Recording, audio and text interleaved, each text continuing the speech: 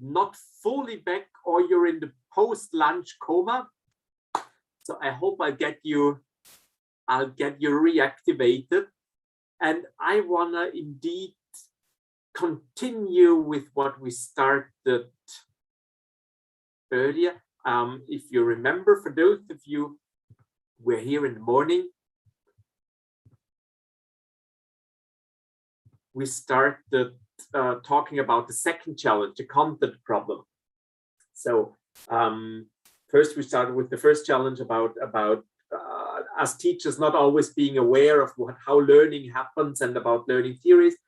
And then we went into the second problem, that we usually want to convey too much content, that we focus on the content instead of on the skills and the learning outcomes, instead of thinking about that people can't learn that much, instead of connecting across the curriculum. And I ended with the idea of moving the content acquisition, so what students learn outside of the classroom.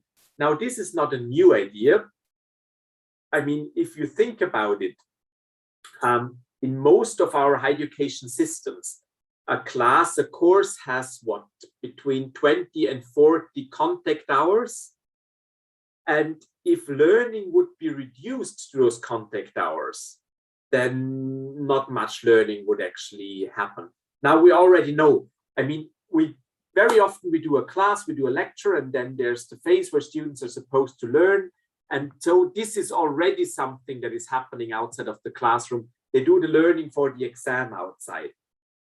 But of course, and we'll come to that this afternoon when talking about some trends and the fourth big challenge, but I'll keep that for later. It shouldn't be reduced to just the learning for the exam. So how can we move the content acquisition outside of the classroom, even within the regular class? And many of you might be familiar with the didactic concept behind that. That's the basic idea of what we have all come to know as flipped classrooms. Now, I'll stop sharing for a moment so I see all of you better. Could those of you who have already experience with flipped classroom, because you have been teaching in a flipped classroom yourself, could you just raise your hand or wave for me? It can be your live hand, but many of you have your screens off. So I would kindly ask you to use your virtual hand, the one you find at the bottom at the reactions menu. Good, excellent. I see one hand raised. I see two hands raised. Great, Gudrakon as well. Who else has experiences? I don't believe that. It's more than, yes, excellent, thank you. More than 70 people in the room and only 4 hands raised. Maybe the others are still looking. Okay, excellent, thank you, Rhoda. Some of you might still be looking for the button. Good, perfect, thank you. For those 5 of you who have raised your hands, I hope you're not regretting now raising your hand, but would any one of you like to explain what you have been doing? Yeah, what you have been teaching, how you have been teaching when it comes to a flipped classroom? Oh, excellent, Kudrakon, yes, please. You're the chief volunteer here today. Okay, Katta Rahmat. Yes, first of all, I would like to ask you to clarify the question to everyone once again. So about the, in order to be understand for everyone. You mean online teaching during the classes and No. using? No, but thank you for asking. It's indeed. I will explain later what for those of you who don't know about flipped classroom, but it's really about flipped classrooms. So for now, let's keep it like this. There is this term. I don't know how you translate it in Uzbek or Russian. It's a very common term in English, and we also use the same in German. So it's really about, do you know the term flipped classroom and do you have experience with that? But if you could translate that once more for the participants, I would be very grateful.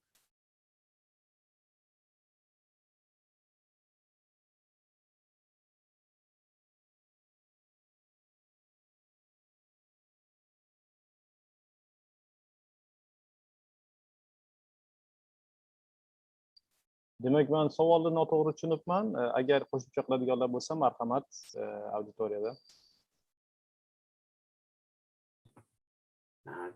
That's how we lose volunteers. All right. Anyone else volunteering on explaining your experience with flipped classroom or your knowledge about them?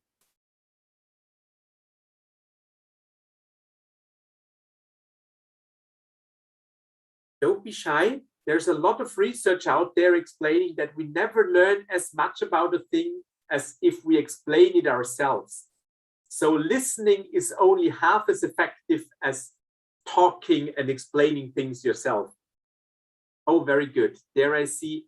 Now the problem is I can't read Cyrillic, so I can't know your name, but in the chat, Kudakon, maybe you can help me pronounce the Seppo. Good. Okay, so the mic is not working, but Seppo usually give cases for students. They discuss it and find their solutions. Excellent. Thank you very much for sharing that. And this is very, very much at the heart of the flipped classroom. Now, just Sebo, thank you. Okay, perfect. Odam aka, marhamat. Oliy Mastanaqulov. Mikrofon. Just a moment. So, marhamat, mikrofonda yoqilishi mumkin. Assalomu alaykum. Uzr, shuncha harakat qildim, mikrofonni yoqib bermadingiz. Так, перевернутая аудитория, когда мы даем студентам для самостоятельной работы. То есть тему сначала мы даем для самостоятельного изучения, а когда они приходят в класс, тогда мы уже закрепляем полученный материал. Закрепляем материал, который они изучили уже.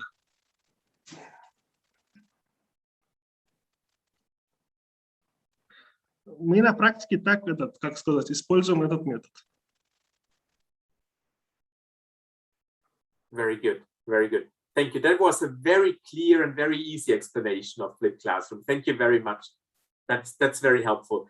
And indeed, that's the basic idea. Coming back to the screen, and I'll explain in a minute what it has to do with reducing the content. But if you take a look at the left side of the screen, that's how we traditionally do teaching. So there's some kind of lecture or seminar, teacher is explaining things, then you give homework, assignments, or there might not even be homework because at the end of the class, there is 3 textbooks that students need to learn, and then they come to the exam. That's the usual way of doing things. And that's where we usually struggle with the content. Why? Because as we feel only the content we can talk about ourselves in the classroom is the legitimate content, is the relevant content. But if you remember correctly, the 2 things I've already explained to you. A, students can only follow for a certain amount of time. So if you keep talking to them for 1 hour or for 2 hours straight, and you explain to them and you hold a lecture, they will not keep that much in mind. Many of them will scribble down notes, and if you're happy, they will read them at home. But we all know that we're not that lucky. So most students don't care about their notes after classroom. They don't read about them. They only read through them once it comes to the exam. So the problem number A is if we do all the content teaching in classroom, students don't keep that in their heads. And the other problem is we cannot put too much content into the classroom because we're also limited in terms of time. And that's where the idea of the flipped classroom comes into it. And thank you very much again for explaining that so well. The solution there is that actually the lecturing part, the content acquisition, is done by students outside of the classroom, so at home. They might read through the materials, they might read the books. It has become very fashionable for them to watch educational videos. They might listen to a podcast. But the important thing is what you would usually be doing as a teacher, meaning you tell them things, you explain them things, you would not focus on that anymore. Within a flipped classroom, you prepare the materials, and I'll come to that in a minute because this is very important. Students go through the materials at home or in study groups outside of the classroom. And then when you come back to the classroom, you don't spend time lecturing them. You focus on the students discussing what they have found. You focus on exercises together. You focus on, and we will see that a bit later when I share with you some activating methods. You go through activities with them. You let them debate on things. And again, this is very much connected to learning theories as well, not just to content reduction, because through this, students are kept active in the classroom. And you might remember socio-constructivism, students learning through interaction, learners learning through interaction. In the traditional format, there is no interaction.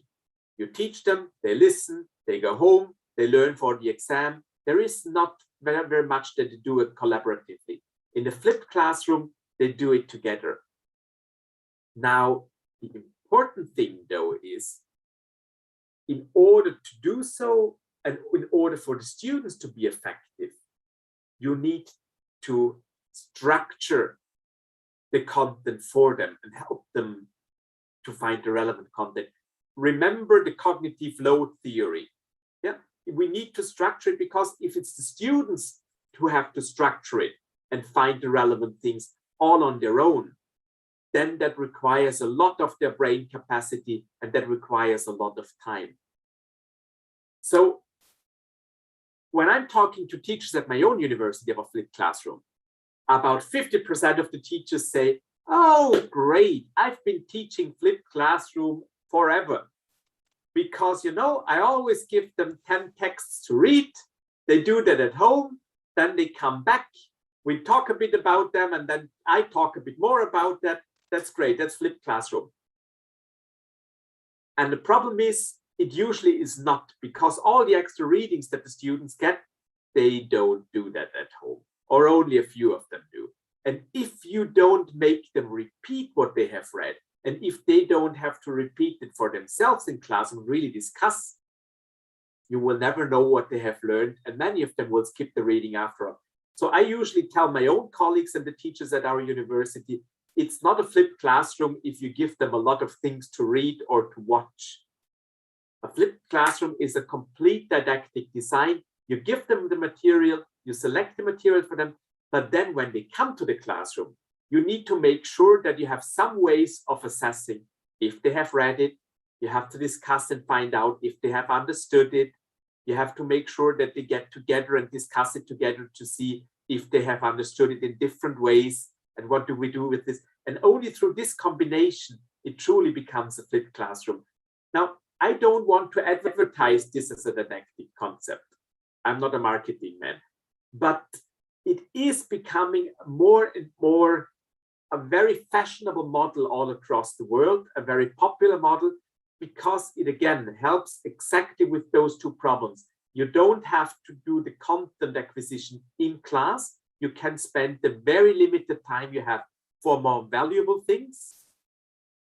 And it also helps us to actually structure our own teaching a bit better, because, or incidentally, doing and preparing a lecture for the classroom is arguably easier than preparing the materials in a way that the students can actually teach themselves at home. This is the much harder part and the more difficult part. And that's the one where a lot of people are struggling. We can, if you want, talk later about possibilities to overcome that problems. I have one entire unit helping our teachers to actually design their courses like this and doing that. It's called our digital teaching services. But overall, it has not that much to do with technology. You don't even need videos or technological solutions. That's why I was contradicting Kudrakhan when he was talking about online learning. Online learning plays a big role there, but online is just a medium. Technology is just a medium. The didactic concept behind it is irrespective of your internet connections and everything else. You don't need to have videos or anything else. It is basically about the idea they learn those things together at home, and then they come to the classroom, and then you can discuss those things in detail. Good. This was the second challenge, the content problem challenge, and some ways of overcoming that. Now, before I move to the third challenge, and we still have a bit of time before I hand over to my distinguished colleague from Uzbekistan, and I'm very happy to hear about his pedagogical thoughts. Are there any questions or reactions you might have with regard to the content problem and the idea of the flipped classroom?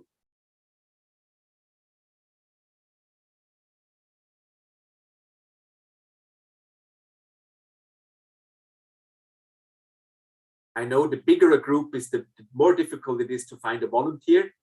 If it's only 2 people, it's usually very easy.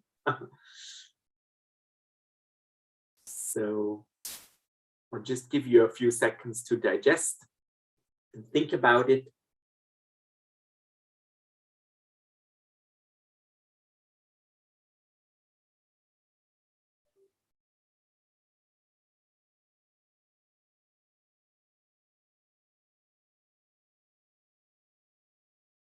All right, good. Then I'm assuming things are clear.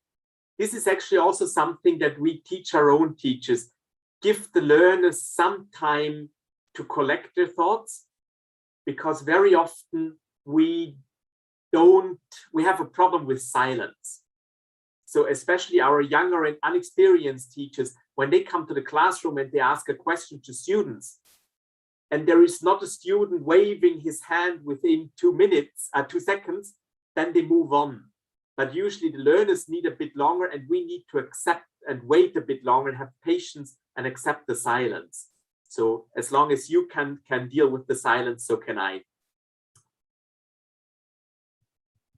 Good. Then, before making another intermission, the third problem I wanted to share with you. And this is the one that I think all of us know by experience, and it's what I'd like to call the motivation problem. Now, very, very often when I talk to teachers, they say, well, you know, it's very good. I do my best. I really try my best. But the problem is the students. They're just not motivated. They don't want to learn. They are not really into it. And what can I do with it?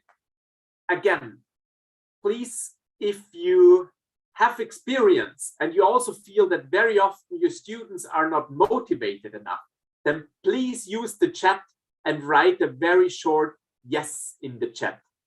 If you know that from your own experience and you're also sometimes struggling with unmotivated students, then just write a short yes in the chat, please.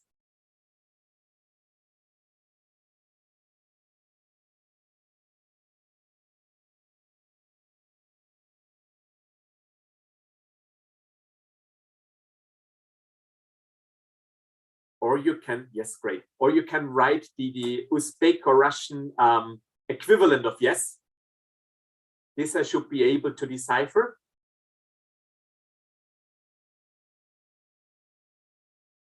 Oh, there's only 3 now. Now, I have to move to Uzbekistan.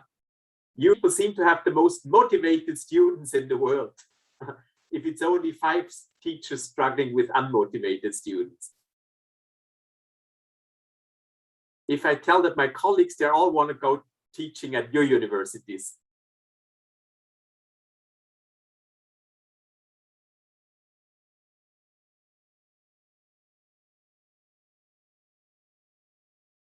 Unfortunately, yes. Okay, yes. Good. And actually it is, yeah, I'm expecting many more of you to write yes, because this is really something that we often see as a problem and deal with as a problem. Now, but of course, the challenges that I have chosen are all challenges that we can actually mitigate and solve. And if the problem is really with the students, we can do very little about it. But I would argue it depends on what we see as motivation. And usually, I mean, almost no one is motivated to sit down and learn a difficult, 200-page book. Yeah, I mean, if we are very honest, if I would tell any one of you that's what you can do this afternoon and you have to learn 200 pages of any book, no one will be that motivated to do that. So this is not just a problem of learners, this is a problem in general. If something is difficult and it requires a lot of energy and a lot, yeah, we all have problems with that. Unless, and I think that's important, unless we keep a very, very easy formula in mind. And what I will not talk about is that it is because I just saw the message in the chat from Gunora. I'm not going to talk about how we can motivate students, because from a psychological point of view, motivation is very much something that you usually bring intrinsically yourself. So you can try to energize people, but motivation is something that is very difficult for yourself to instill in others. You have to find the motivation in yourself. You can't make anyone else feel motivated, or at least not in a very sustainable way. But we can do our best not to demotivate them, and we can do our best to help them find this motivation in themselves. And again, it's something, and now you might see that very often I depend on the work of others. This is the second thought today that actually comes from my friend Jack, that I wanted to share with you. And he has this very, very easy formula. And it even looks like a formula from physics. His formula on motivation is a very simple one. Motivation equals Z times V. Now, do you have any ideas what the C or the V could stand for? If you do, just write it in the chat. Maybe there are some educational physicists among you. So what could the C stand for and what could the V stand for? Motivation equals C times V. Okay, very good. Thank you. Victory, not bad. Value, not bad. Cost, good. Very good. Concentration.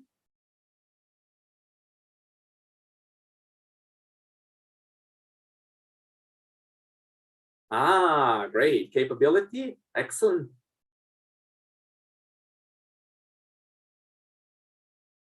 Volume, that leads back to the content problem before. Cost and value again. Value is a big thing, I agree.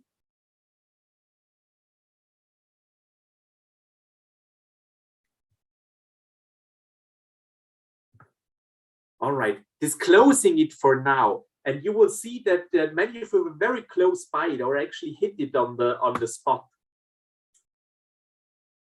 Z stands for competence and V stands indeed for value, but not in the way of value for money or value related to cost, but really the value that someone self-attributes to the result or the objective. What does this mean in other terms? It means that motivation comes from the learner's self-assessment if they feel competent that they can reach an objective. And now we come back to my example about the 200 pages this afternoon. If it will very much depend on how well you already know about the subject. If I had to learn this afternoon 200 pages from biochemistry, my motivation would be zero. Not because I don't find biochemistry at all interesting, but my competence that I perceive myself, that I would be able to learn those 200 pages on biochemistry this afternoon so that I can really pass an exam, is like zero.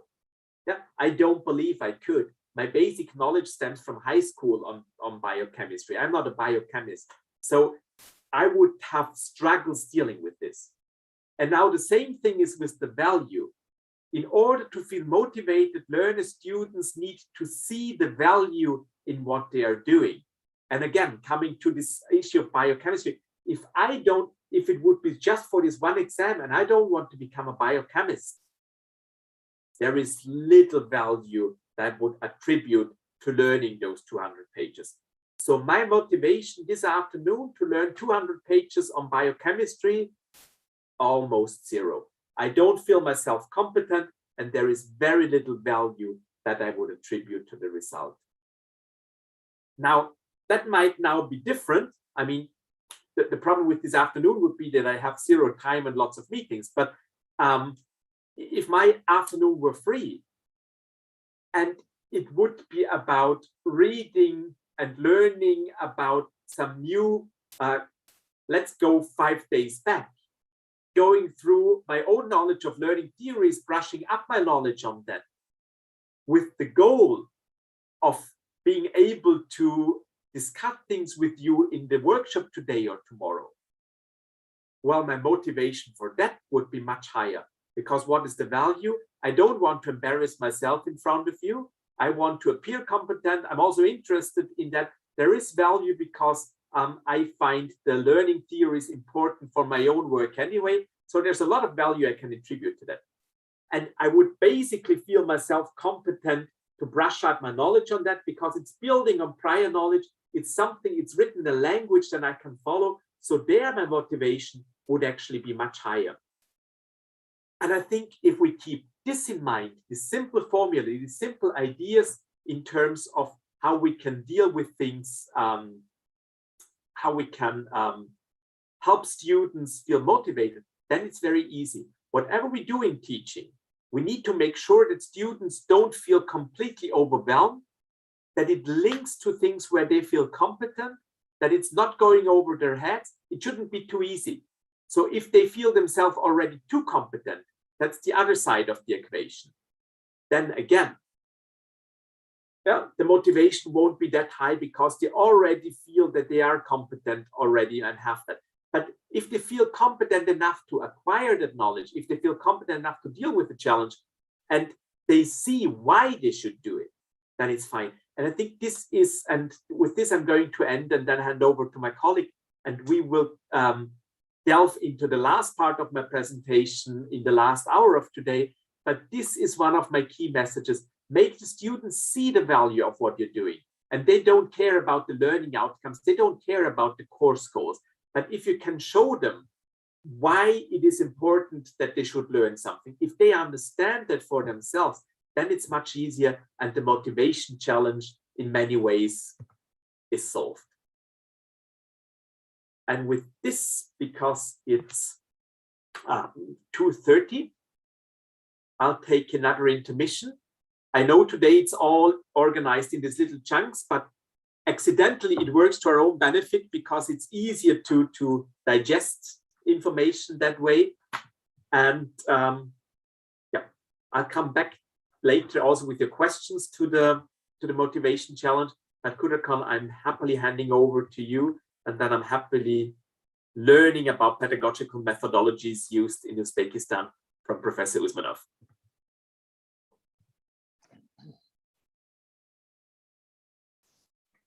Katta rahmat, Professor Vittoriy. Demak, hozir navbatdagi so'z bizda Toshkentdagi Turin Politexnika universiteti professori Saidislomxon Usmonovga. Bu kishi shu bilan birgalikda Erasmus Plus Capacity Building loyihasi, ERANT loyihasi koordinatori hisoblanadilar. Demak, hozir o'zlarini tajribalari bilan o'rtoqlashadilar. Saidislomxon aka, bemalol taqdimotingizni ham ochib qilishingiz mumkin. Ya'ni bu yerda sizda ruxsat ochilgan Zoomdan. Marhamat.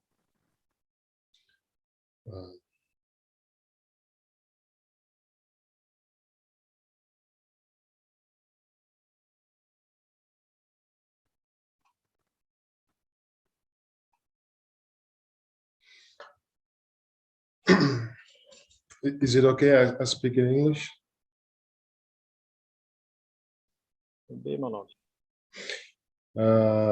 Hello everyone, hello participants. As Qudrat Khan introduced me, and my name is Said Islam Khan Usmanov, and I belong to Civil Engineering Department of Turin Polytechnical University in Tashkent, and at the same time I'm responsible to coordination of Erasmus Plus Eramka project. And Eramka project is one of the Erasmus Plus project in Uzbekistan. Is the its aim of the project is environmental risk assessment on cultural heritage assets in Uzbekistan. Okay, and today, thank you for inviting me for this seminar. And topic of my today is the pedagogical methodologies in Uzbekistan. And I use my experience and knowledge to explain you and the basic teaching methods and how we work in our university, how we teach in our university, and methodologies we have been using in our university. So I will give the brief information today. And teaching as a professor, I think the teaching is an art of science, helping to others to grow in their knowledge and understanding. And as a professor, we are responsible to share our knowledge and experience. And not all the specialists can be a professor, can be a teacher, because ultimate knowledge of professor, ultimate test of professor's knowledge is to convey it to another person. If we have no ability to convey it, so we cannot be a professor or we cannot be a teacher. This is very important attributes of the good teachers. And methods, the methods is how we convey our knowledge and experience to the other person, the students. And what is more important that what we teach, this is very important, but rather than what we teach is how we teach the students. And of course, we do it in effective way. And in Uzbekistan, we use in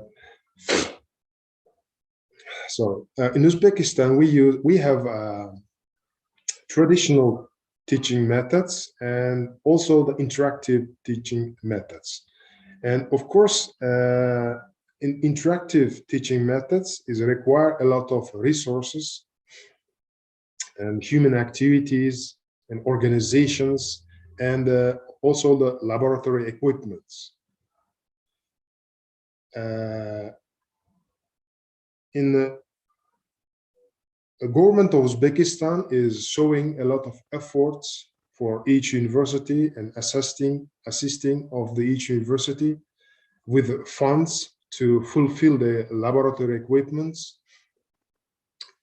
to organize the lectures and educational process in effective way, in a modern way. For example,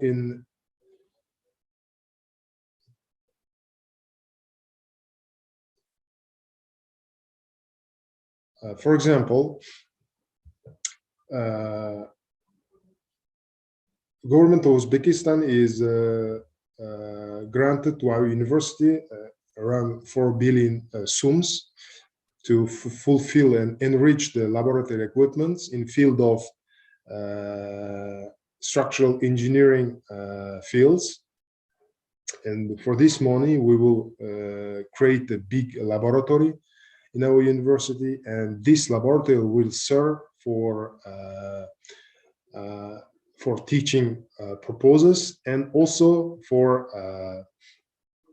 it served for this laboratory will receive the commercial offers from the outside in Uzbekistan. Okay.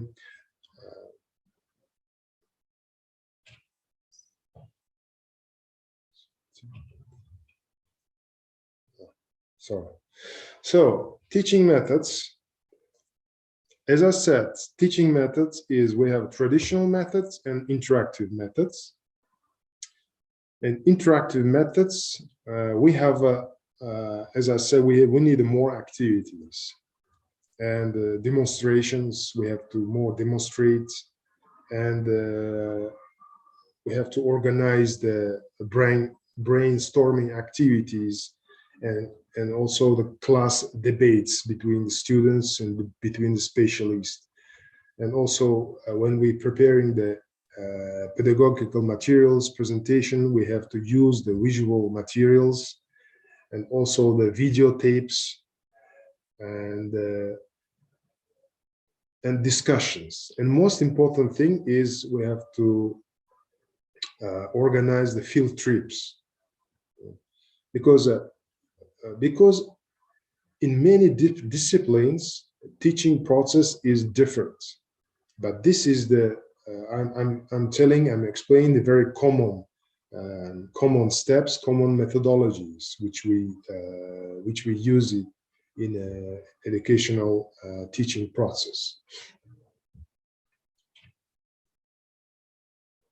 And the discussion is very important. Discussion is a free between, it could be between professor and between students. It is not just question and answer sessions, but it's discussions. It's creating the new idea and creating the new methodologies. And all the discussion requires that all the students' responses and idea can be accepted and considered. And to fruitful discussions, we have to invite some specialists from outside, from good specialists. We have to invite them for a discussion. When we're organizing the seminar, for example, in seminar and field debate, class debates, we have to invite some very good specialists. And this is the improve the effectiveness of the conveying knowledge, particularly the practice knowledge. Because the specialists have a huge of the experience, and they always face with the real problems, real techniques, and they always solve the problems. And this in discussions, this is very important educational features we have to provide. And some professors is only maybe based on theoretical knowledge, but less experience. In this case, discussion is organizing seminar is very important. Visual aids is, of course, when we teach, students obtain knowledge not only from the ears or hearing, but also the visual aids. And because it's the visual materials in the lecture and the practice, they imagine, by using this visual aid, they imagine of the real situations. Here, through the direct simulation of vision, students could learn faster and more efficient. Okay, by using these visual aids, students obtain knowledge in a faster and in efficient way. And we have to show them more picture related to topic. And in this case, the memory of the of the students is improved in this way. We can assist to improve the memory of students by using visual aids.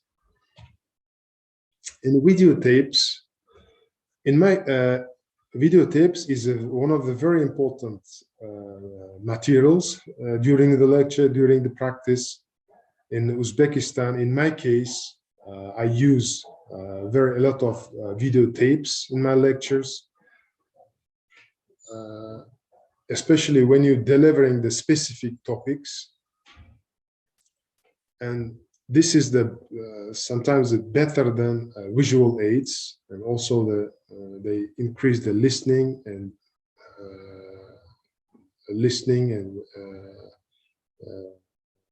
discussion ability of the students. For example, I teach on geology class in our department, and I always use the fresh news related to my fields, and I always search the videotapes on YouTube or in the mass media, and I will always record this, and I demonstrate that these videos depending on my topics.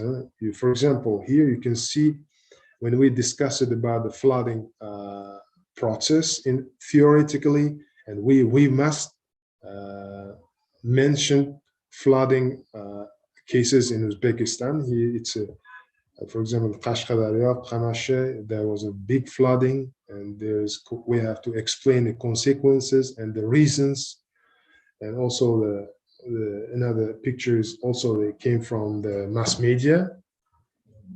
It's also the flooding and real cases. Okay, and these videotapes is increase the students' theoretical knowledge and better memorizing of some terms, scientific terms related to the topic. So field methods, and the field method, this is also considered one of the interactive methods, which is, I think they use it almost in all of the university in Uzbekistan. In field method, you have to organize field trips. Field trips, and to organize the field trips, it's better way to create a good relationship, a good contact with government authorities of Uzbekistan. And you have to learn the problems and you have to learn what they're doing and try to assist for these the tasks, government tasks, with your students and with your resources. Okay, in this picture, for example, you can see this is one of the good interactive lessons.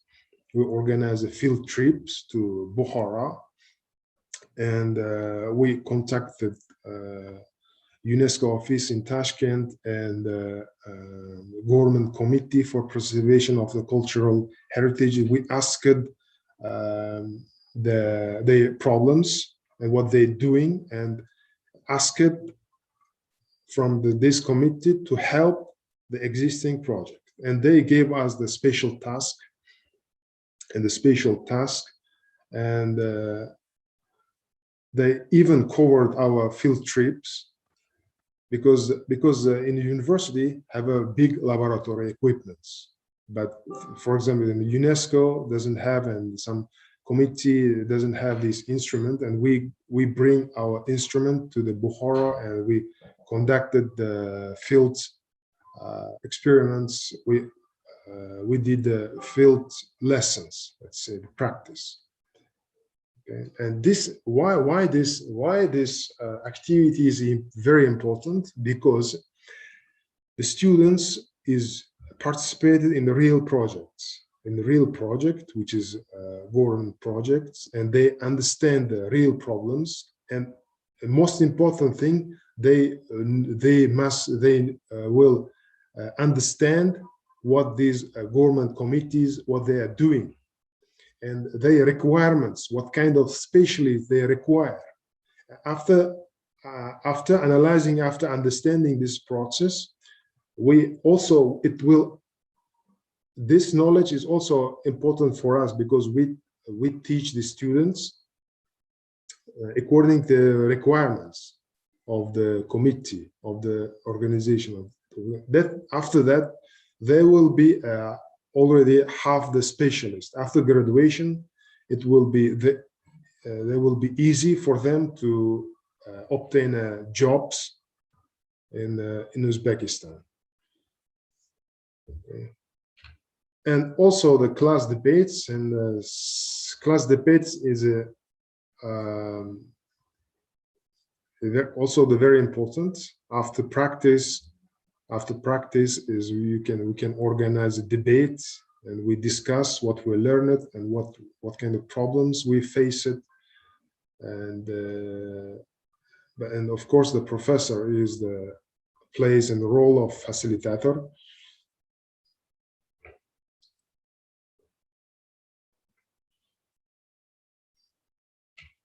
Okay, for example,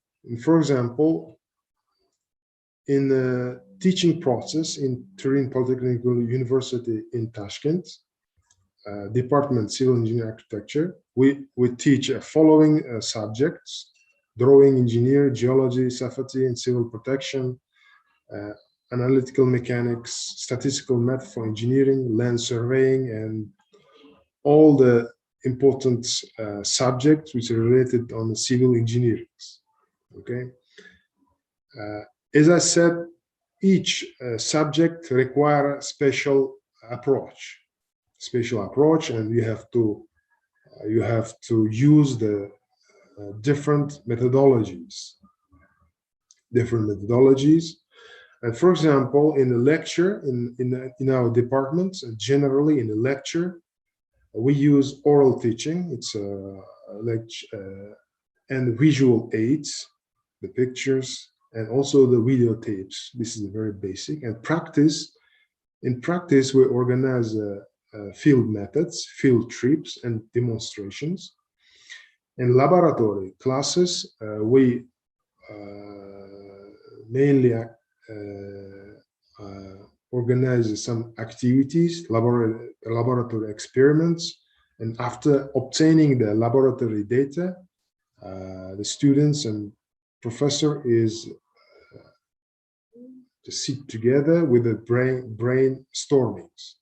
So why the laboratory experiment and results like this, or not what we expected? So we by using brainstorming, we discuss this issue. And seminars is very important. So in seminar, we discussion, brainstorming, in class debates. In seminar, this is very important. I repeat again, because we have a good memorandum with the government authorities, committees, for example,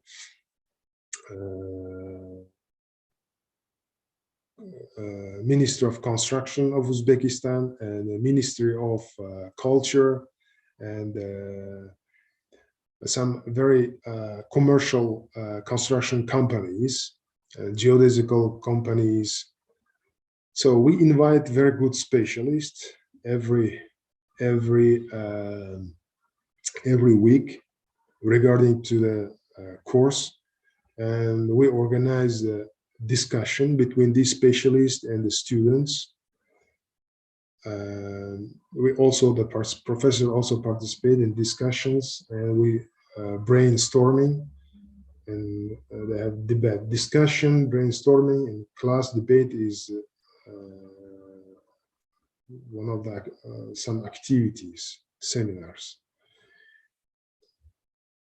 For example, is just in my class and geology course, in practice, field methods. We organize a field trip with the students to Charwak. We demonstrate. You can see here. You can see some instrument is here. This instrument is measure the landslide movement, and you can obtain data. And during this field practice, the students can obtain a data and analyze in situ.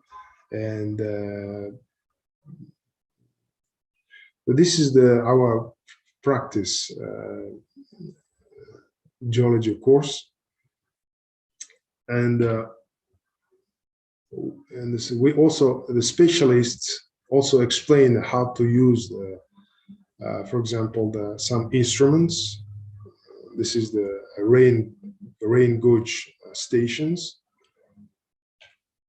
This is for example, we also have groundwater wells. The students learned how to measure groundwater level by the field method.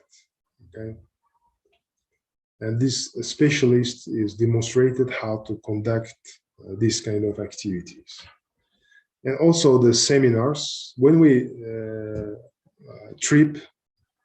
before trip, we organized a seminar with the head of the department of Uzbekistan Geology Committee, Mineral Resources.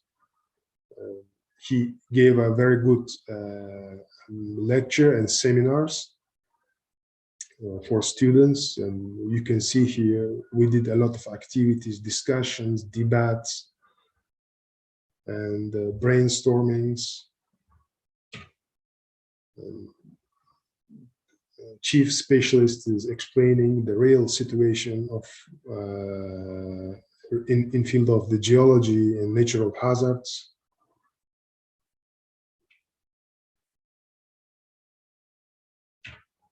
In laboratory class, and we have a very good laboratory. In laboratory class, we do some experiments with students is actively participate in the laboratory activities. As I said, after obtaining the laboratory data, they analyze the data with the brainstorming activities. Okay.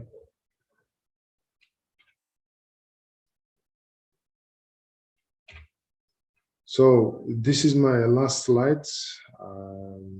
Sorry if I didn't demonstrate or I missed some informations regarding the topic.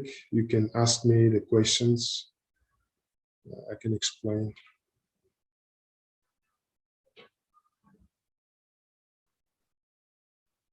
Rahmat Said Islomxon aka. Judayam materiallarga boy bo'lgan taqdimot bo'ldi. O'ylaymizki barcha mana shu o'qitish metodlari haqida to'liq ma'lumot olishdi. Aynan Turin Politexnika, Toshkentdagi Turin Politexnika universiteti misolida. Marhamat, ishtirokchilarimizda savollar bo'ladigan bo'lsa, chatga yozishlar mumkin yoki mikrofon orqali yoqib mikrofonni yoqib so'rashlar mumkin. Shu bilan birga eslatib o'tmoqchiman, bundan oldingi taqdimotimizda professor Vittoriy nutqlari bundan oldingisi bo'lgandi. Demak, bizda hozir savol-javob muhokama qismi, demak, vaqtimiz bor. Mana hozir 20 minut vaqt bor. Savolingiz kimga ekanligi va savolingizni aniq qilib yozsangiz, menimcha muhokamamiz yaxshi kechadi. Marhamat.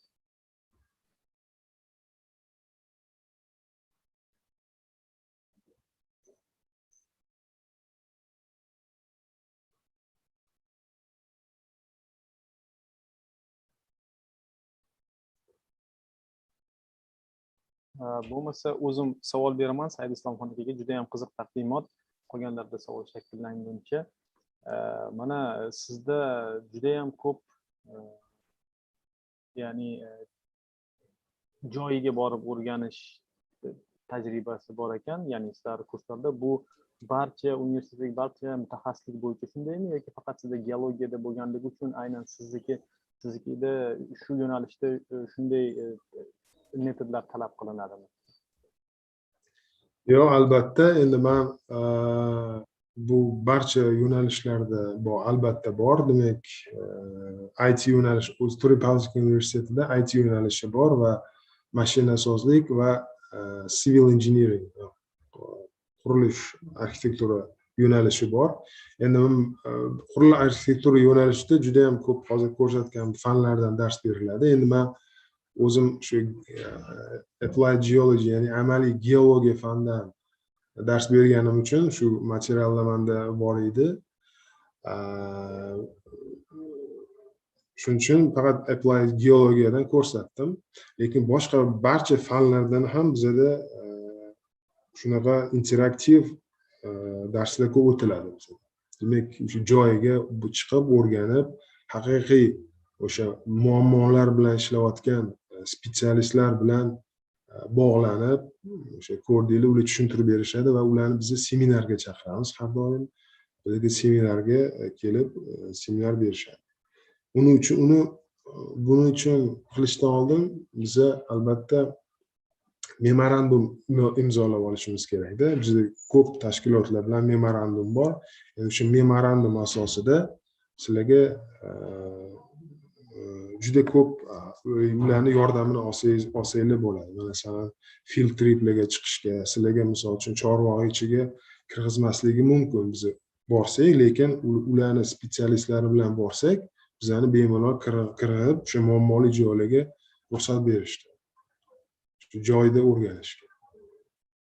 Shuning uchun nima demoqchiman, o'sha haqiqiy O'zbekistondagi tashkilotlar bilan memorandum imzolashimiz kerak. Ularga qanaqa spetsialistlar kerak, qanaqa mutaxassislar kerak va mutaxassis kelayotgan yosh mutaxassislar qanaqa bilimlarga ega bo'lishi kerak. Ya'ni qanaqa programmalardan foydalanish kerak. Shularni bilib olsak, demak biz o'qitish sistemasini ham o'shanga qarab rivojlantiramiz. Katta rahmat. Marhamat, ishtirokchilarimizda savol bo'ladigan bo'lsa, bemalol mikrofonlarni yoqib savol berishinglar mumkin. Yoki chatdan yozishinglar mumkin.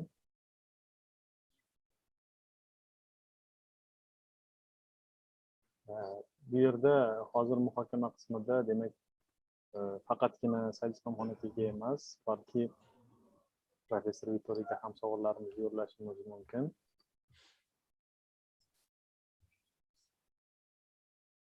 Boya professorimiz aytganlaridek, demak o'rganuvchi berilgan ma'lumotlarni hazm qilguncha ham vaqt o'tadi dedilar. O'ylaymanki, hozir shunaqa jarayon bo'lsa kerak. Qabul qilib bo'lib savollar shakllanadi. Menda baribir yana hozir Said Islomxon akaga savol shakllanyapti. Talabalari joyiga borib o'rganish uchun eng muhim savollardan biri ular xavfsizligi qanday ta'minlanadi? Chunki ular talabalar bir joydan bir joyga olib borish uchun ham alohida guruh bo'lgandan keyin javobgarligi ortadi. Bu masalalarni qanday ko'rib chiqansizlar?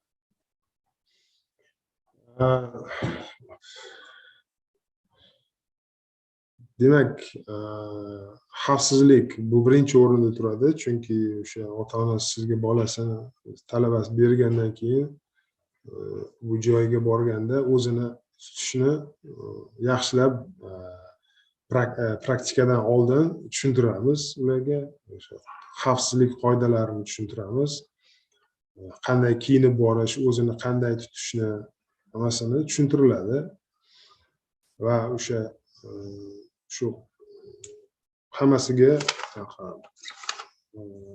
material tarzda taqdim etiladi va u tanishdim deb qo'l qo'yib beriladi. Talaba shundan keyin hamma xavfsizlik qoidalariga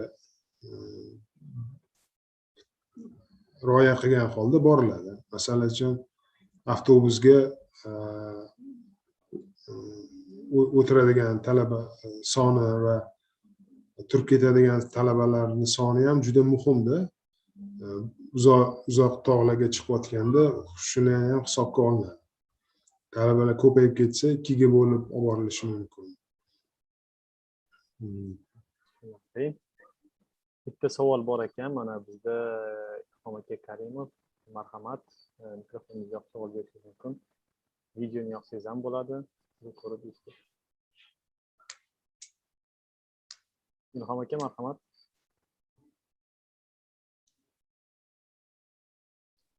Assalomu alaykum, uzr bosib ketdim. Ha, savolingiz bor ekan deb o'yladim. Tushunarli, katta rahmat. Marhamat, savollar bo'ladigan bo'lsa,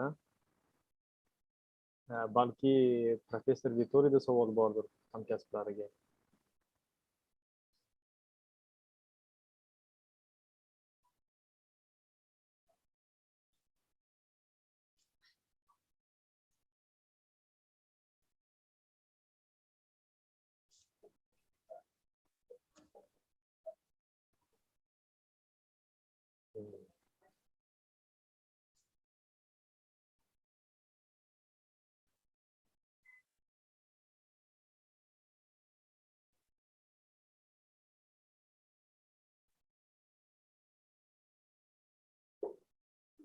Xo'sh, Said Islomxon aka, sizga katta rahmat. Balki professorda qo'shimcha bordir. Professor Vitoriyda qandaydir o'xshashliklari, bir xilliklari, balki solishtirib ko'rish imkoniyati bordir. Mana shu yondashuvlarda, metodologiyalarda.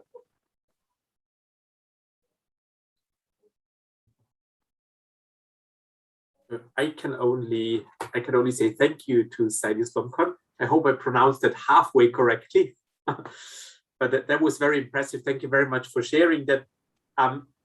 These are all great methods for teaching, and we have a lot of teachers at my own university using similar methods in a way. But what I found particularly impressive was the mix and the diversity of things you were sharing. So thank you very much for that. But there is little on what I would comment on, because I think it was a great insight into how you approach your teaching.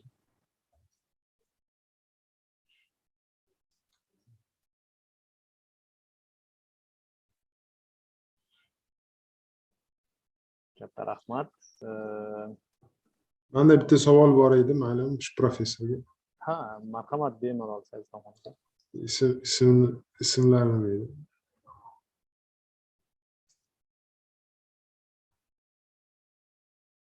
Professor Oliver Vittori. Professor Oliver, thank you very much for your very interesting presentation. And my question, I'm interested that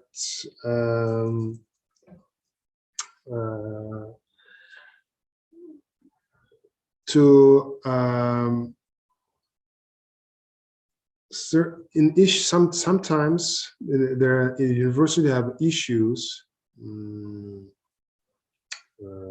to improve the motivation of the students. Because maybe your department is very good.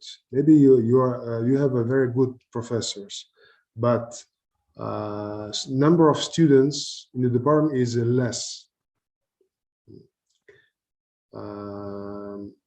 Maybe it's and they selecting is different universities for the specialists. What do you think in this? Are you facing this kind of problems in your university, or what is the main problem with that? Right. So if I understand it correctly, it's basically two questions. How do we deal with the student-staff ratio and the fact that there's sometimes too many students for the teachers, right? So it's a teaching workload question. Yes. Yeah, and the other thing is related to the student motivation. So all our teachers constantly complain about the teaching workload. And I have never been, I mean, there's only very few universities across the world I have seen where people don't complain about the teaching workload. As I have privately written in the chat, the problem is it's part of my job to also manage the teaching workload across the university. So I'm not a member, I'm not heading an academic department, I'm heading a management department for the university. we have taken a look at lots of different teaching workload models, but they're very difficult to compare because it's different from country to country and institution to institution what you count as teaching. Mm-hmm. So sometimes we have teachers who come to us from Australia or the US and they say, we don't want to teach at an Austrian university because the professors have such a high teaching workload there. But on the other hand, the universities where they come from, doctoral studies is not a part of their teaching workload, it's part of the research workload. So they can teach 2 of their hours or something in our university in a doctoral program. So what I'm saying is it's very difficult to compare. But I don't believe there is a very strong relationship between the teaching workload and the motivation of students. I just don't believe that. Mm-hmm. Harvard, for example, with their very famous Harvard style teaching, they have average class sizes in some of the programs to 60 to 120 students per class, and they still manage to do that very interactively. Now, of course, they have tutors, they have teaching assistants, but it's more a question of the didactic design. Mm-hmm. The average class, we have the worst student-staff ratio in Austria. Yeah? No other university has so many students per professor as my university. But we're still the university with the most state awards for excellent teaching. We're the university with the best reputation internationally. We have enough, we are top ranked. So what I'm saying is that I'm not saying that it has nothing to do with the teachers and the teaching workload. I'm just saying it's too simple a model of explanation. I've seen institutions doing great with very many students and not that many professors and staff, because the didactic design, the way teaching is supported and the way students are engaged is the key to that. And it's not that much, it is not that much about the actual hours teachers need to spend on it. Having said that, of course, if you overcrowd teachers, and I've also seen that, and I don't know about Uzbekistan, but I've seen countries where teachers have to teach 20, 30, 40 hours in the classroom per week. This is doable and you can do a good job there, but only if you make things very efficient and you don't have much time for research after that. So, of course, we have to be clear that we can't have all those demands on the same person and they have to be excellent in everything and do all of this. So, summing that up, there is, I don't know the proper English word, after a certain amount of teaching hours, the quality can only be lowered, not raised. So there I would agree that it is a problem of the workload. But up to that level, up to 20 hours of teaching per week, it's more or less a question of how you do things, not how much you have to do. Mm-hmm. Okay, thanks, Professor. Thank you. Rahmat. Agar savollar boshqa yo'q bo'lsa, biz dasturga asosan davom ettirishimiz mumkin. Navbatdagi taqdimot yana professor Vittoriyaga. Xorijda qo'llaniladigan pedagogik uslublar ayrim xalqaro misollarda keltiriladi. Bitta mavzu qo'yilgan, demak, marhamat, professor. Thank you. You must all be very tired now after listening for the whole day, and you will get tired after listening to me for 1 hour more. So I apologize for that. And again, you will have seen that in the presentation already. I've smuggled in examples from other institutions already. So what I did, other than agreeing on with Kudrakon before, but I'm sometimes very bad with the rules, instead of doing that separately and making one presentation on challenges, one presentation on your own experience, and one presentation on international examples, I have mixed it all together.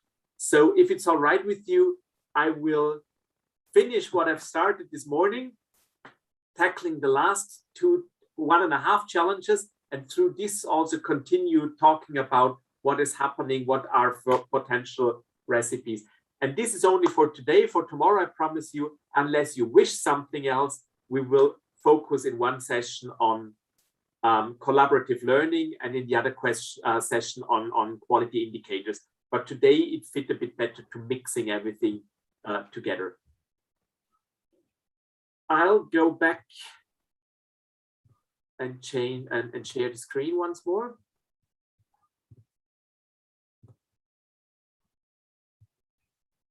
That's where we ended with the motivation problem. And what I do want to promise you, and maybe that's also partly an answer to the question before, my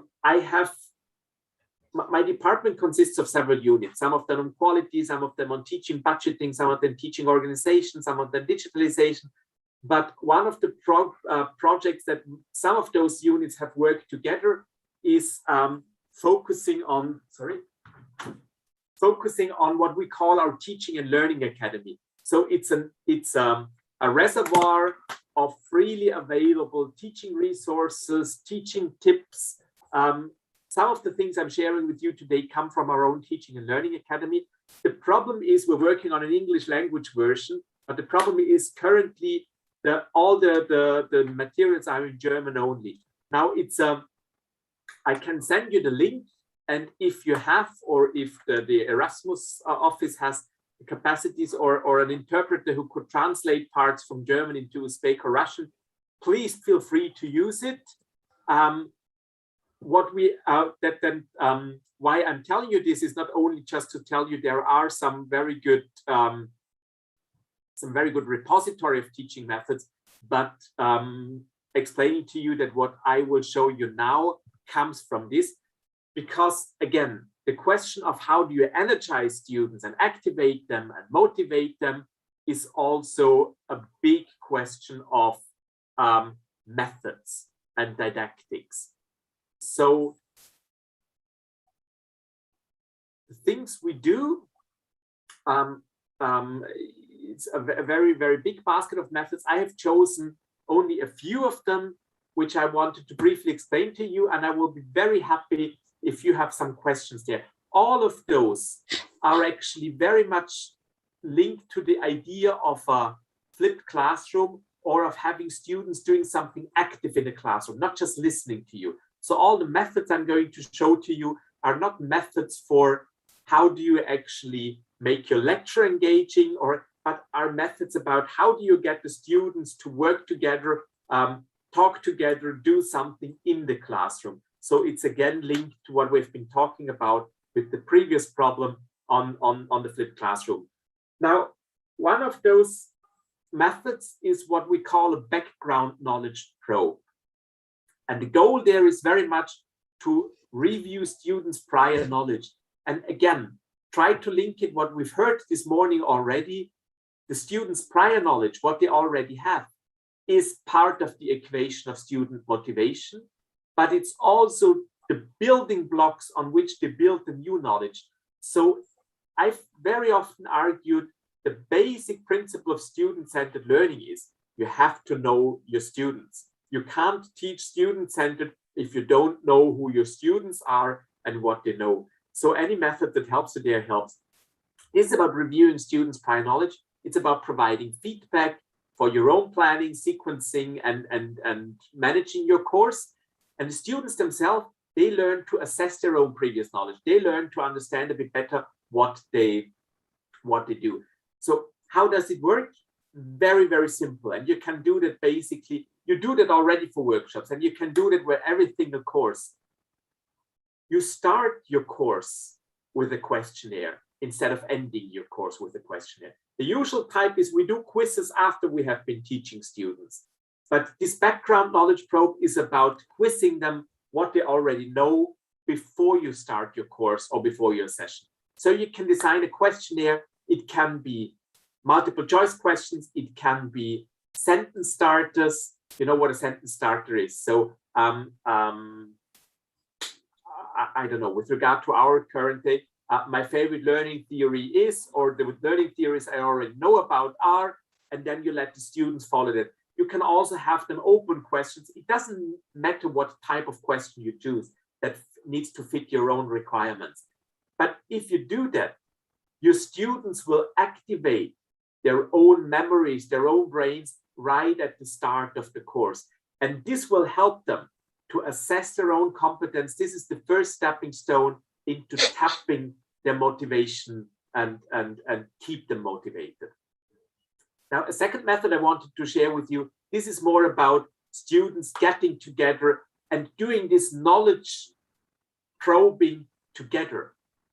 It's called speed dating. You know how speed dating works? No, many of you won't know because you found your partners and spouses another way, but every one of you knows what it is in principle. So you have those very, very short intervals where people who want to find a partner get together and have a very short dialogue.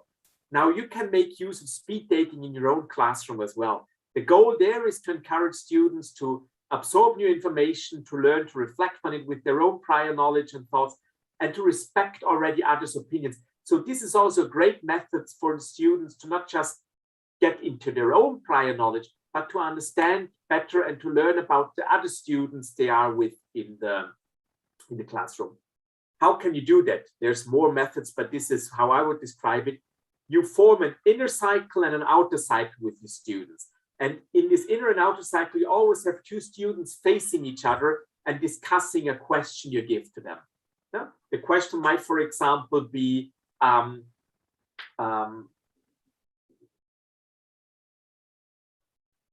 don't know, with regard to climate change, what do they see as the 5 biggest drivers of climate change, for example? And they discuss it. And after a very short interval of time, you rotate the circles so that students, you have a new couple coming up. If you rotate the inner circle and the outer circle in different directions, then the students will indeed meet different students and discuss those things. And through this, it's a great method for actually making students get to know each other when they get into a new class. But it's also a great method for activating them together in the knowledge, because after that, you go back, you ask them what they have learned, you ask them what they have shared, and through this, you can collect very actively what they have come to about together. There's lots of other methods, so I'm very briefly just going through them. Minute papers, where students, please remember, constructivism, it's all about reflexivity, it's about reflecting what you have learned. So the minute paper helps them to reflect what and check their own understanding. What have they already learned? What did they not understand? How do you do that? At the end of the session or in the middle of a session, you ask students to briefly answer some questions. Yeah, the following 2 questions are examples I've provided for you. But what is the most important thing you learned today? And what essential question remained unanswered for you today?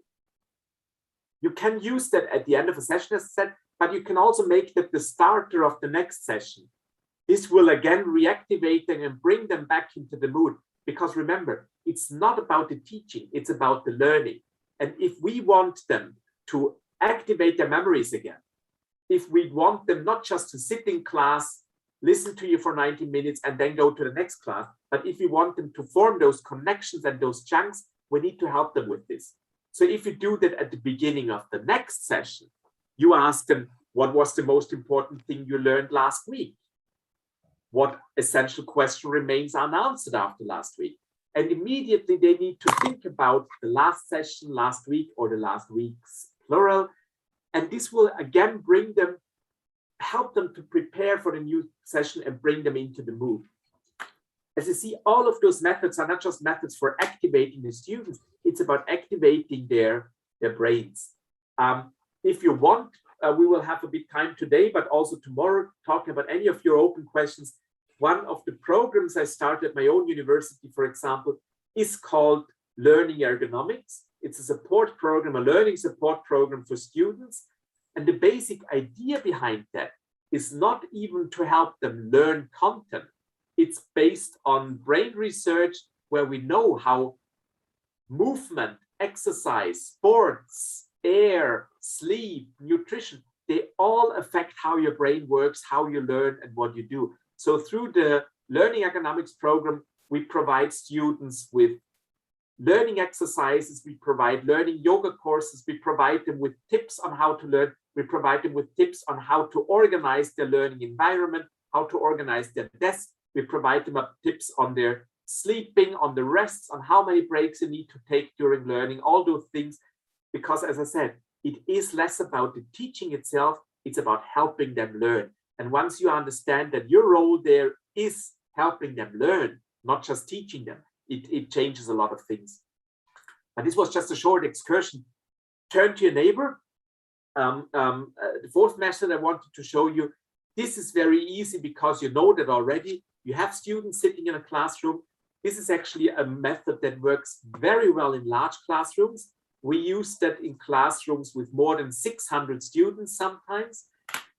And it's a great method because usually when you have a large classroom, 100, 200, 300, 600, 1,000 students sitting in one classroom, they will feel lost and they will be happy to be lost. Yeah, it's a bit the same with the group today.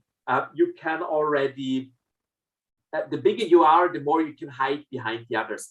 So the turn to your neighbor method is very much about lowering the inhibitions for students, helping them to express themselves in a large group setting and allowing them to discuss. And what you do is you basically give students a question or a problem, depending on the discipline. This can be really a question where they have to discuss and think. It can be a calculation in mathematics and statistics. It can be the analyzing a graph or diagram in economics, in geography, in whatever it would be.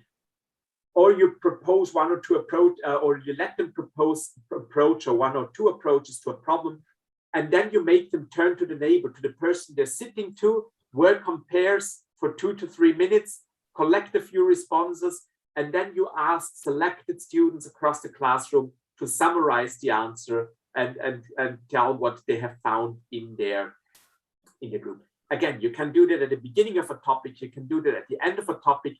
This is very much related to our idea today of socio-constructivism. This is not just about activating their brain and their prior knowledge, it's also about activating their collaborative muscles. It's about making them work together, even if they don't know the others too well. This is about them opening up and realizing that everyone else in the classroom is in the same situation. They might know different things, but everyone knows something, and that will help them with that.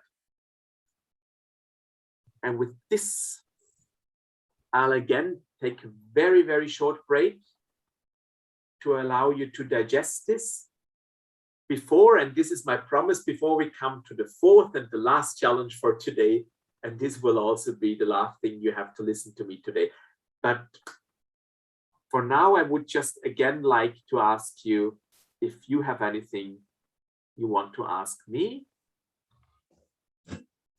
or if you disagree.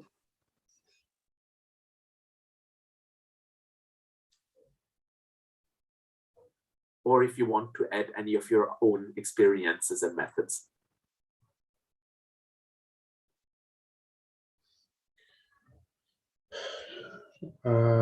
Thank you very much, Professor. It's a very good explanation how to improve the interaction between the students. Yeah, actually, we have almost similar methods in our university, and actually our university administration always encourage to improve this kind of activities during the classes.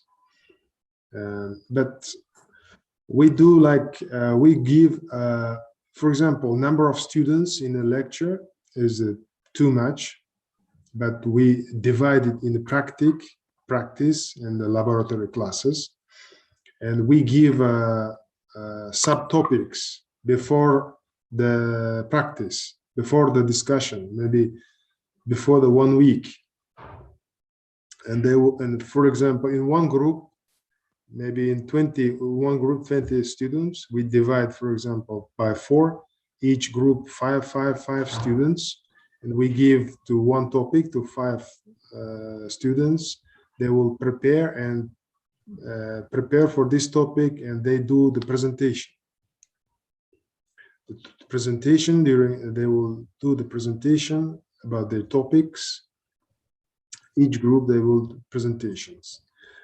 And this is the good. Before making a presentation, we can see we have a special room. They will discuss and with each other, dividing the subtopics. I will speak this and I will speak this. And brainstorming, we see this kind of very good activities. Because some students is like calm, shy. Exactly. Not easygoing. We have to break the ice by this.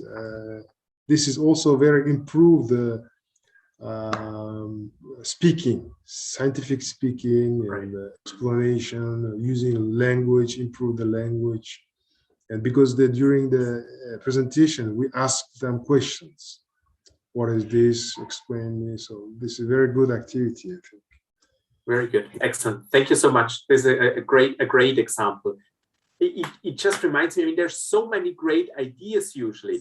So as I said, we have created this Teaching and Learning Academy for our own institution, but Aziza and Kudrakon, maybe at some point, if you're looking for a new project proposal, also for the European Union, whatever, doing like a collective Teaching and Learning Academy as an online repository for Uzbekistan, collecting the already good practices and collecting some didactic methods of how you can activate students, structure a course, do your assessment, that might be a very interesting project idea, because I'm aware that there are very good teachers in the room here with very good ideas.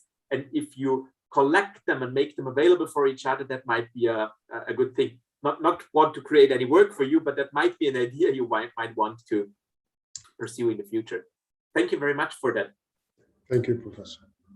Now, we have half an hour.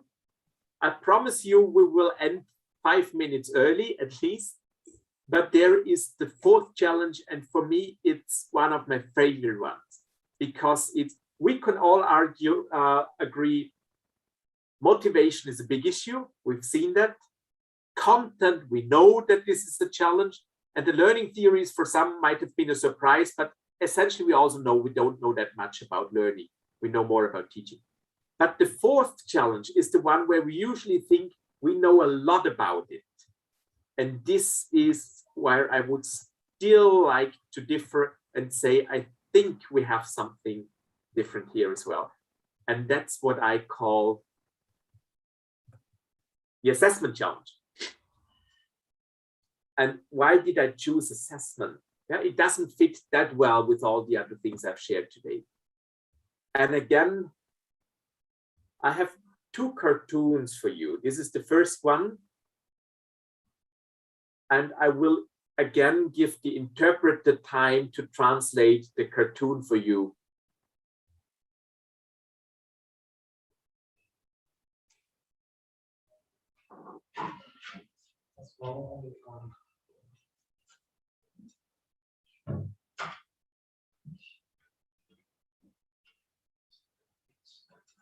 Okay, thank you. And this is the second cartoon.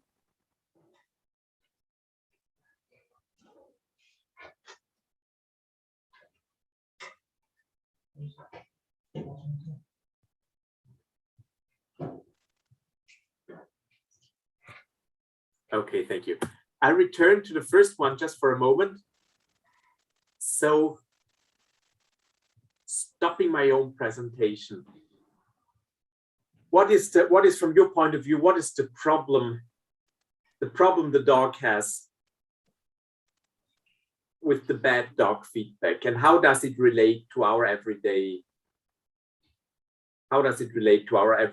experiences as teachers?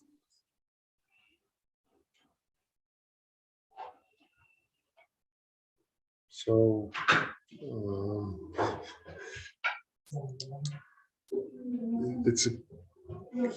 sometimes it's critical thinking is better, in my opinion, because if we criticize ourselves, our activity, and we go forward for good things, like to be a good specialist, we work hard for good specialists. And very good. Again, I'll come back to the critical thinking in a moment, but let's stay just for one moment with the cartoon on the dog. I'll share it again. I hope you can see it again.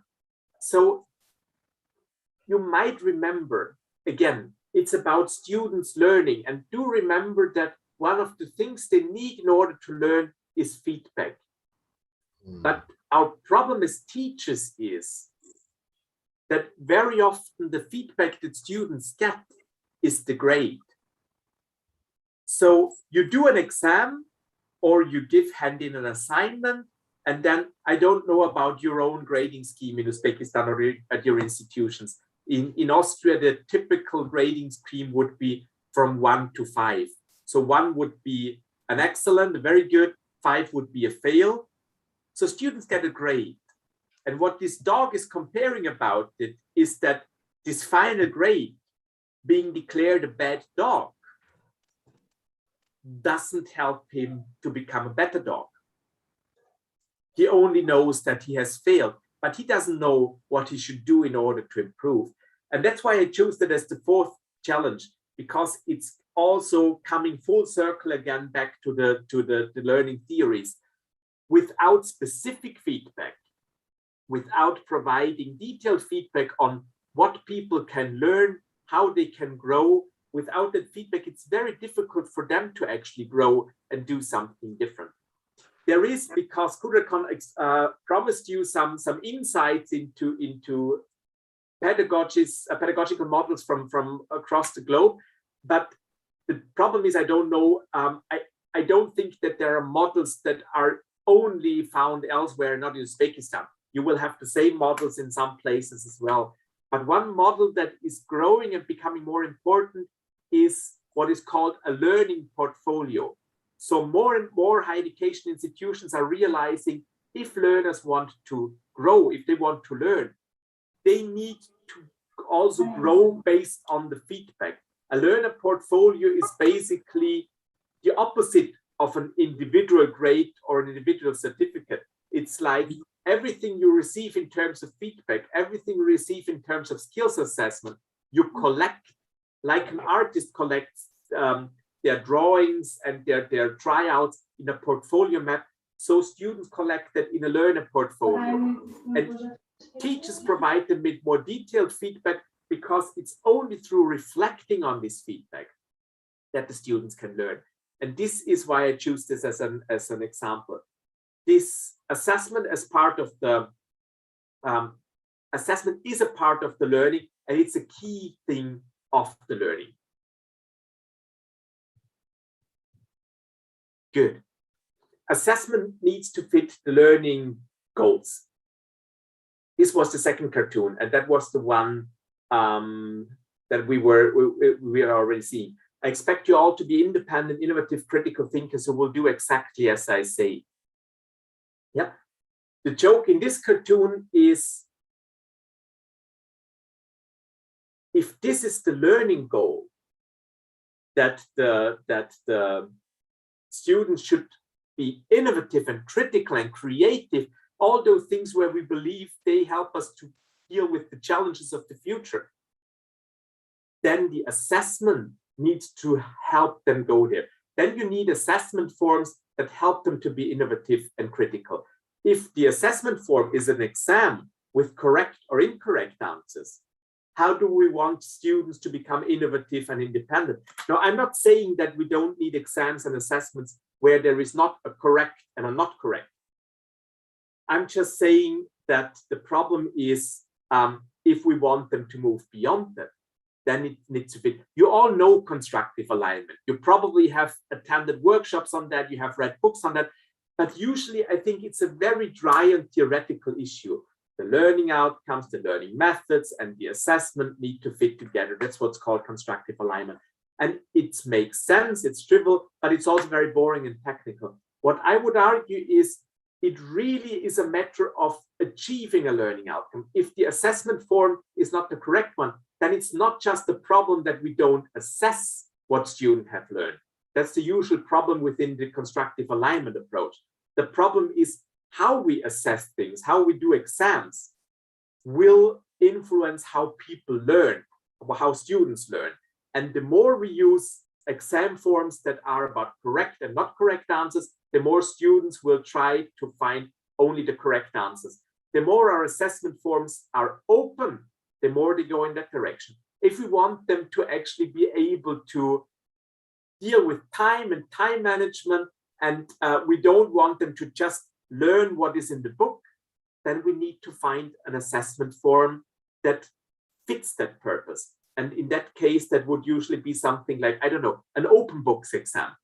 I've seen so many teachers afraid of open book exams or carry me home exams because they worry about the cheating and other things. We've had a lot of discussions with our law departments on that, with the people teaching law. But after a while, they realize it has lots of benefits, because later in life, students don't need to learn all the textbooks. They don't have to have that all in their brains. They need to know where to look it up, and then they need to know how to interpret it. And in order to do that, you already need to help them learn that during their studies and not just afterwards. So telling my last challenge, my last story through cartoons only. That's one of my favorite cartoons. So you have this juror, you have this judge who says, for a fair selection, everybody has to take the same exam. Please climb that tree. And of course, how would the goldfish climb the tree? So one of the problems we often have is we have very different learners with very different needs. And we need to be aware that the way we construct the challenge, the assessment, will also have an impact on them. And there's lots of studies and research out there how sometimes the way we do tests and exams are for the benefit for some people with a certain kind of mindset, but not for the benefit of others. And I'm not saying we need lots of individualized exams, but I'm saying that one of the problems we have often as teachers is we don't even think about that. We think very often of a one-size-fits-all approach, and that might follow the logic of us as teachers, but it will not always follow the logic of the learners. So, as I promised you, that's not going to be the longest challenge. What we should never forget is that students study an entire program, not single courses. There's a pathway where they go. And this is also very much where I wanted to end today with regard to the input. What we do is very often focusing on our own course, because that's what we feel responsible for. But for students, courses are not much more than stepping stones towards the goal of achieving a degree. So the more we realize that every single course is just a part of what they're doing, the better it is. Now, there's different ways of doing that. And now again, coming back to the international examples Kudra-Khan was asking for, there are some great universities out there who have their entire program following one pedagogical model. The University of Maastricht, for example, in the Netherlands, they have a big focus in their undergraduate program on problem-based learning. But the misconception we often have is it's not problem-based learning in one single course. The program is following the idea of problem-based learning. Why? Because if you do it in one single course, there's too little time for that. Students really also need some content. So I've seen some great medical programs, for example, where they start with the problem. And this problem accompanies students across different classes because they learn different solutions for that problem in biochemistry, as they do in physics, as they do in basic anatomy. So my key message at the end is, after talking so much about techniques for teachers and everything, the main message is you have to group together and get together and find solutions on the program level, not so much on the course level. Because students will, on Monday morning, get into your class, and on Monday afternoon, they will get into the class of your colleague. On Tuesday, they will be in a different class. And if those classes don't fit together, if you don't build on each other and don't connect them, then, and now coming full circle, we lose a lot of the potential learning effectiveness that students could actually go through. Good. And with this I rest my case with the 4 challenges for today. I hope you're still with me. Before I go there, and it will also help me for tomorrow, I see we've lost about half of the participants. I hope it was not just me. Yeah, these were all the ones who did not give the thumbs up. They were just leaving. No, I'm joking. But in order for me to know what I need to change about tomorrow, could we do one more round of quick feedback? Give me a thumbs up if you still feel that was all right and it was relevant for you, or give me this green sign. And please give me a thumb down or a red sign if you feel it was at the end not working for you, because then I can think about it for tomorrow. So I saw 1 thumb up and 1 green sign. I see another thumb up. All right, a couple of them, still no one dares to give the red sign. Please send them to me individually and secretly. Good. Good to come with this. I hand back over. I think you've all been very, very patient and very brave. It has been a lot of learning for you. I was not following some of my own rules, and I'm aware of that. That has to do with the workshop format, and has to do with the fact that we are hundreds of kilometers, thousands of kilometers apart from each other. But you have been great as an audience, and also more active than I have been hoping for. And I'm looking forward to tomorrow. And my final parting gift would be ending a bit earlier, but that of course is up to the organizers. So could I come back to you?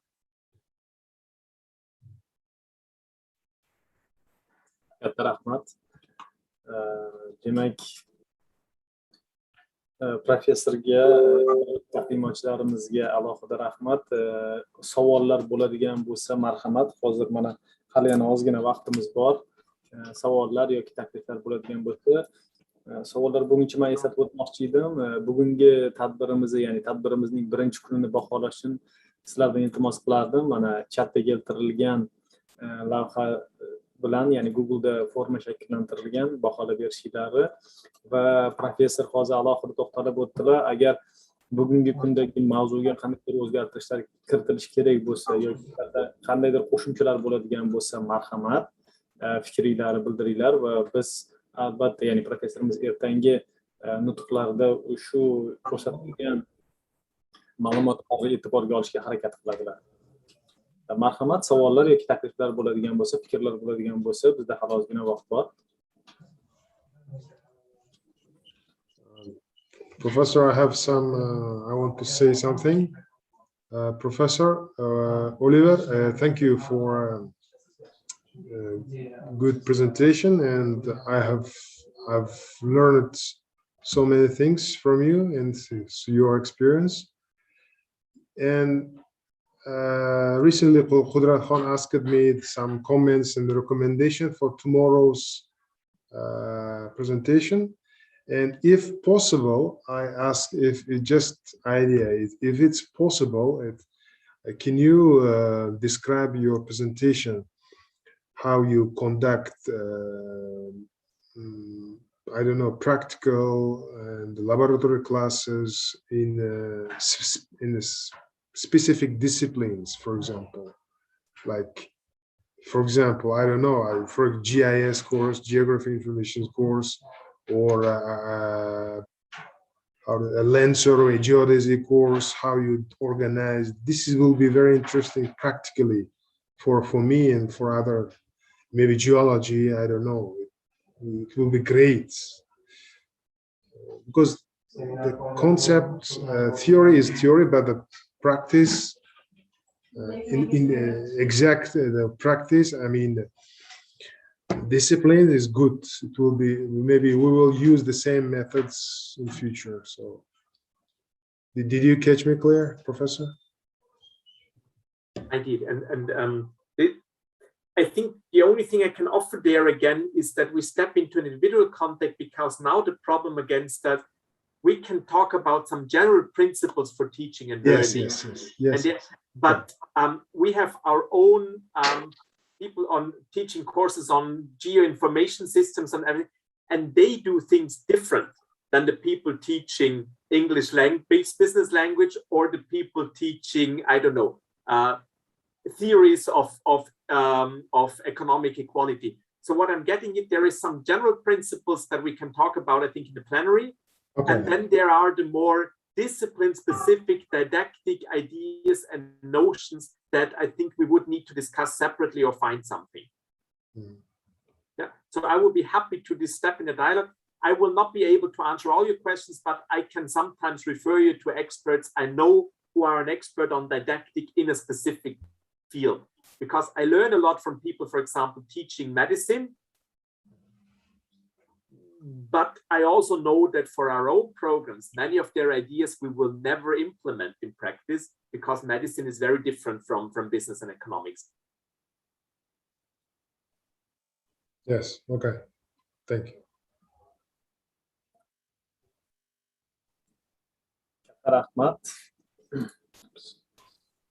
Katta rahmat. Agar savollar bo'ladigan bo'lsa, yana takliflar bo'ladigan bo'lsa, bitta ikkita savol olishga vaqtimiz bor.